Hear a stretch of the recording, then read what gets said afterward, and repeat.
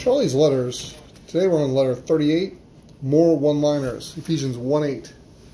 I pray that the eyes of your heart may be enlightened, so that you will know what is the hope of his calling, what are the riches of the glory of his inheritance in the saints. Going to the water was not enough. They had to step in, Joshua 3.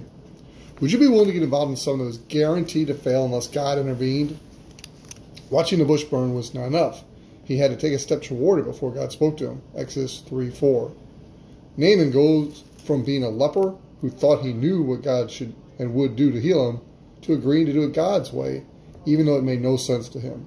And then saying, now I know there is no God in all the earth but in Israel, 2 Kings 5. Moses sent 12 spies to spy the land of Canaan. When they came back, they all reported seeing the same things. But 10 of them saw through their earthly eyes and said, we cannot go there. They are too strong for us. 2 of them, Caleb and Joshua, looked through God's eyes and said, we should by all means go up and take possession of it, for we will surely overcome them. Numbers 13:30. When Jesus performed his first public miracle and turned the water into wine, his mother Mary made a very powerful statement when asked what to do. She said, whatever he says to do, do it. John 2:5. When Jesus appeared to the 2 disciples on the Emmaus Road, he made a very powerful statement to them. O foolish men and slow of heart, not to believe all the prophets have spoken. Luke 24:25. Bold letters, he writes.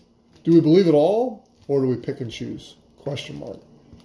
Before Moses killed the Egyptian, the Bible says, so he looked this way and that, and when he saw there was no one around, he struck down the Egyptian and hid him in the sand. Exodus 2:12. Moses looked every way but up. All caps and I underline, where do you look before you act? When Elisha's servant went outside, he saw that they were surrounded by an army. He ran to his master and said, alas, my master, what should we do? Elijah answered with a prayer, not for help, but for faith. He prayed, O Lord, I pray, open his eyes so that he may see. And his servant saw that God's army surrounded the enemy. 2 Kings 6:15 through 17. When you are under pressure, do you pray for help or for eyes to see? Thanks for this reading.